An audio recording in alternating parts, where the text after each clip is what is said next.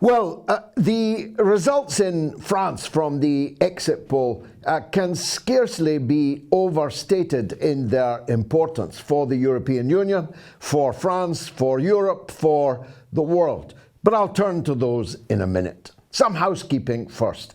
First of all, if you are watching this on Facebook, where Mr. Algorithm has been unusually vigilant, unusually active, please share with every one of your contacts on Facebook. But if you are watching on screen on my YouTube channel, please subscribe. And while you're there, make a mental note to follow me on my Telegram channel, t.me/George Galloway. I'll explain why in just a few minutes' time. But the first thing I need to do, and I do it with absolute humility and gratitude, is to thank each and every one of you that donated last Sunday so generously that we managed to pay for the whole show from the donations from the general public. And I cannot stress how grateful I am to you for that. We did lose the Moats Extra in midweek for financial reasons. Most of you believe, I think overwhelming, that it would be a tragedy if we were to lose the regular Sunday night mother of all talk shows. The bad news is we've got to do it all again this week. So I'm not going to beg you. I'd rather take the show off the screen than beg you. I'm just going to say to you that for just $1, if you all donate, then we'll be in clover. If each of you gives something, even a little, even $1, then the show will be secure. So please, there's the PayPal details. If you don't want to pay by PayPal, then write to us at our email address, which I'll give you and we'll put up on the screen. And we'll explain to you how you can make alternative arrangements. But PayPal is overwhelmingly the fastest and most efficient way for us to collect your donations. We're looking for a sponsor, and one or two people are nibbling at that possibility. What's not to love? You get an audience this week, again, of more than 1 million. I'll give you the exact number shortly when it comes up on the screen. More than 1 million people in a 3-hour show. Your logo can be behind me. Your company name can be on the ticker below me. I can be shouting out the fact that you are the sponsor of the show. It's a no-brainer. There's no television in the world that would deliver an audience of that size over that length of time for the amount of money we need from a sponsor. So it's very important that you don't forget that whilst you can watch free, there are no tuition fees. I'll keep speaking whether you give or not, but I won't be able to keep speaking indefinitely unless you make a donation. So please, don't make me ask again in the course of the show. Get your donations in now. Now, Emmanuel Macron and Marine Le Pen are facing each other off in the final round of the French presidential race. That much was predictable, but several things about today's first round of voting were not predicted, at least not by some of the people closest to me. It was imagined that Macron would be several clear points ahead of Le Pen, and it was predicted that my candidate, Jean-Luc Mélenchon, would be trailing very badly behind. In fact, Mélenchon got 19% of the vote, Macron got 24% of the vote, and Le Pen also got 24% of the vote, although I predict that actually she will have finished the first round of voting ahead of Macron because of the shy Le Pen voter syndrome. Many people would have balked at telling the pollster at the gate of the polling station that they had voted for Le Pen, but they will in fact have done so. A phenomenon well known in the United States over Trump, in Britain over Thatcher. The shy Tory syndrome is a thing. Now, this result is of enormous moment. Why? First of all, there are two candidates to the right of Marine Le Pen who each polled 8%. That's 16% vote to the right of Le Pen that must be assumed overwhelmingly to go to Le Pen in the second ballot next Sunday. But here's the important and perhaps clinching argument. Polling throughout this campaign has shown that whilst Mélenchon is the candidate of the left, a significant part of his voting bloc will next week either not vote at all or, in quite startling numbers, will vote for Le Pen. She recognized the potential of this phenomenon and pushed her economic policy farther and farther to the left. And because a lot of Mélenchon's voters are the former partisans of the PCF, the French Communist Party, once mighty, once led by the great Georges Marchais, who was a communist Gaullist, who didn't like the United States domination of Europe, who preferred Russia to the United States. His vote hasn't gone away, you know. And those who voted for Mélenchon in the first ballot, who lean in that direction, have also been catered for by Marine Le Pen's tilt towards hostility to the West's policy against Russia. Against Russia in the form of sanctions, against Russia in the form of military assistance in the proxy war between NATO and Russia being fought over the dead bodies and destroyed cities of the Ukraine. So Le Pen is running against Macron next Sunday to his left on economic policy, and I would call it to his left on international policy. She's running to his right on social policy, particularly towards Muslims, and you'll hear a lot this week. You'll hear much wailing and gnashing of teeth and rending of garments from liberals everywhere. That Le Pen will be beastly to the Muslims and to the immigrants, even though they themselves have spent decades murdering Muslims and supporting the murder of Muslims, like that old lady, a mother of 7 children, shot dead in cold blood on camera in Bethlehem, of all places, this very day. So killing Muslims is okay in Iraq, in Afghanistan, in Libya, in Syria, in Yemen, and in Palestine, in Gaza, in the West Bank. That's all fine. But having a negative attitude towards Muslim women's headgear in France will shortly become the big issue in international politics, because this is a potential death blow to the liberals, to the centrists, to the people who have been in power, to the Clintons, to the Bidens, to the US Democrats, to the Starmerites, to the PASOKs everywhere. Incidentally, the French Socialist Party, which once held the presidency regularly, has disappeared to the point of negligibility in the first round of the French presidential voting. People everywhere are going to start turning on their governments. Instead of blaming Russia and blaming Putin, they're going to start blaming their own leaders for the state that we are in. Even if they believe all the propaganda, about which more later, even if they believe it, they can't do anything about Putin.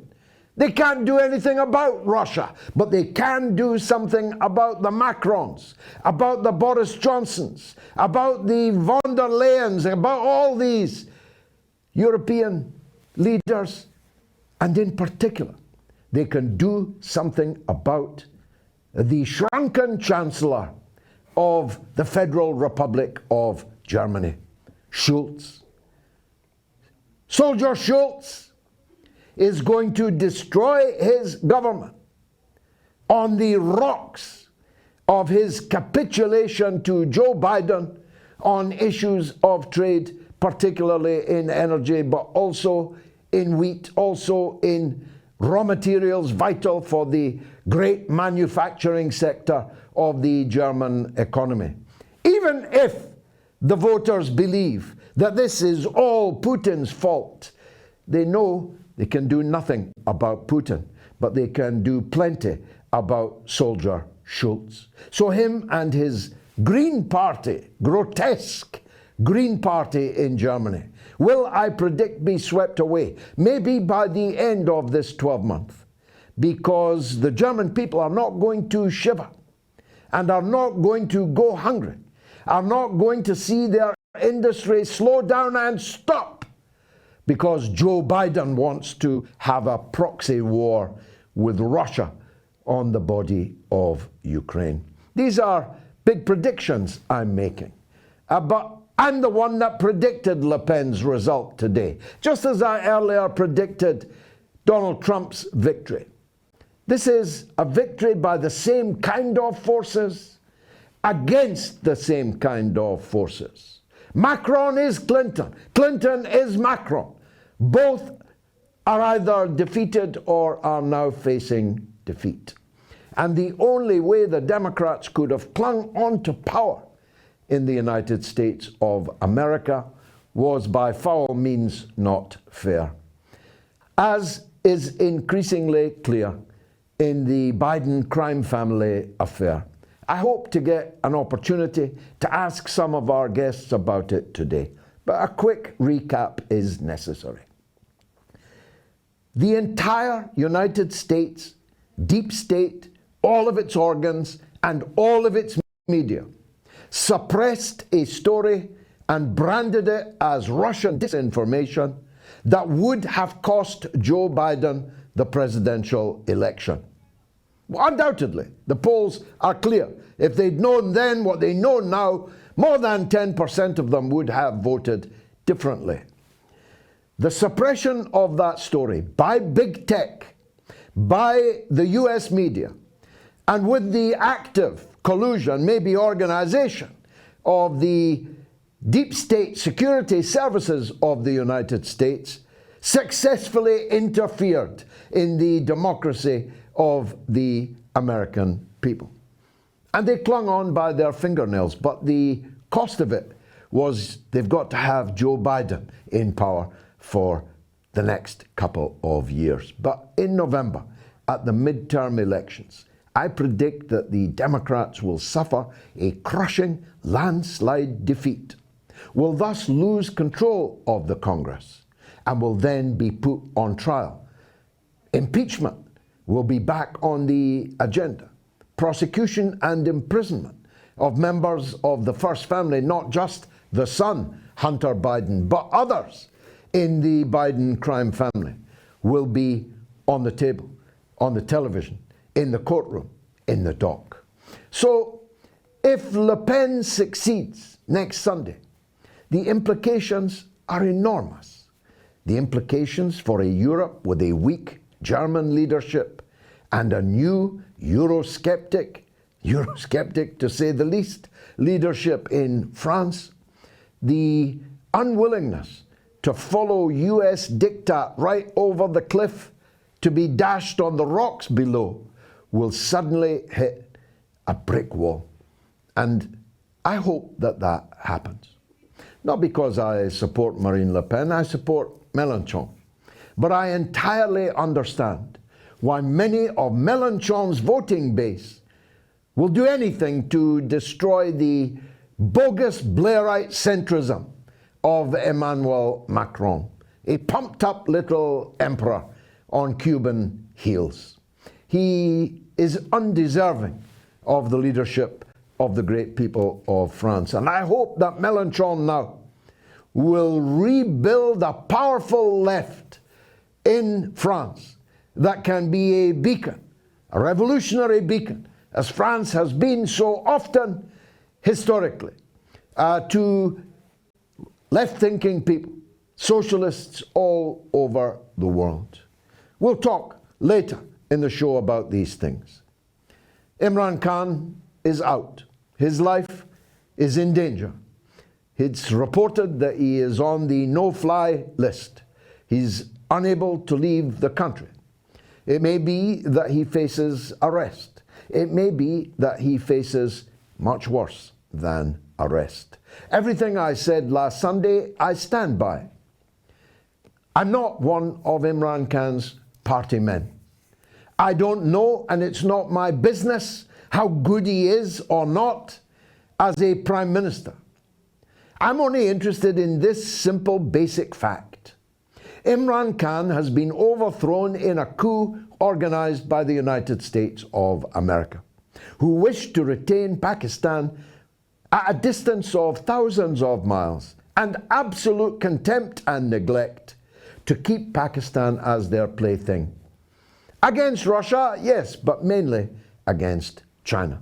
This coup is so that the United States can install military bases in Pakistan, the better with which to threaten China, to complete the encirclement of China with US military bases. And as I said, the first bitter fruits of this coup d'etat, which has been mounted in Islamabad with the collusion of stooges, American stooges, has been tasted in blood by people in Afghanistan this evening.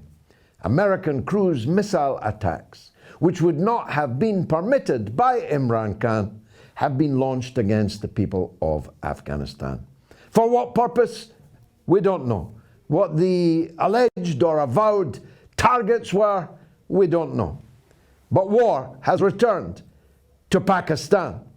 Not just American war by proxy, but the potential, depending on what happens next, because there will be no general election now. It's all been overturned.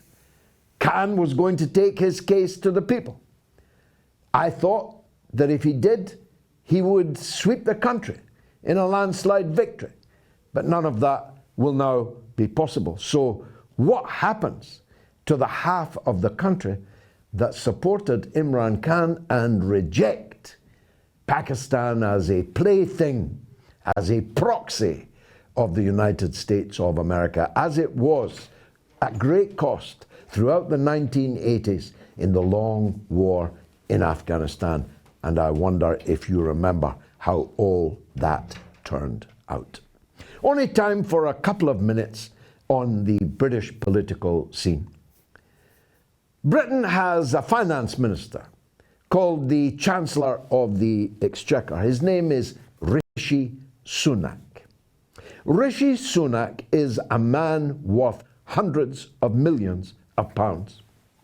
And he answers to the name of Lucky because he married a woman who is the heiress not to hundreds of millions of pounds, but to billions of pounds.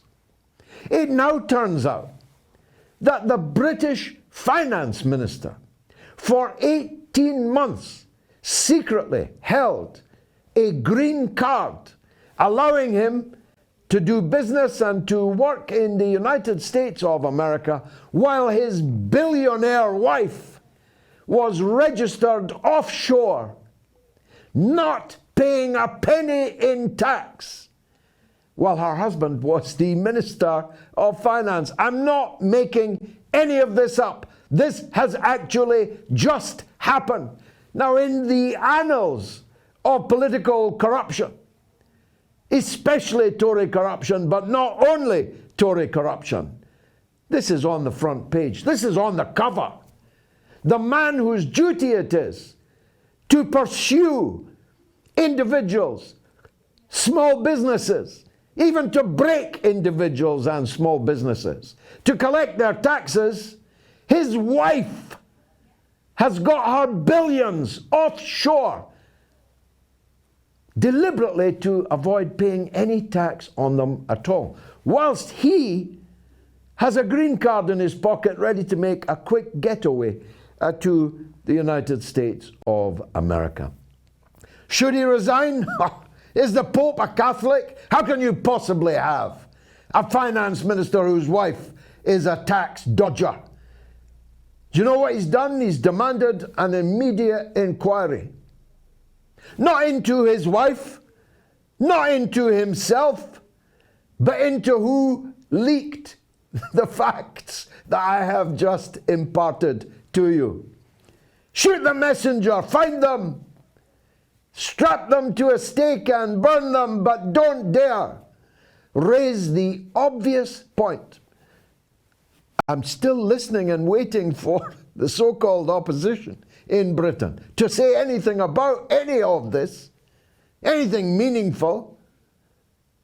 Why haven't they tabled a motion of no confidence in the Chancellor of the Exchequer? Why haven't they brought him to the bar of the House and prosecuted him for what is quite evidently, if not an illegal act, then an act so immoral that no political figure would be able to survive it? I'm still waiting for Keir Starmer. Boris Johnson thinks he won the next British general election by strolling around downtown Kiev in his civvies just this week. There was no sign of war, no sign of bombardment. In fact, this is a war that has been largely characterized by a lack of war footage. Certainly there was none visible when Boris Johnson visited President Zelensky in Kiev to hand over still more of our country's money to him in the form of weapons supplies to keep the war going. Now, here's another prediction for you. The day will come, and it will come soon, when many, many people will realize that they've been lied to, that they've been had. The advantage was taken of them because they did not understand what lies behind and what lies beneath this situation in the Ukraine. We'll talk more about it later.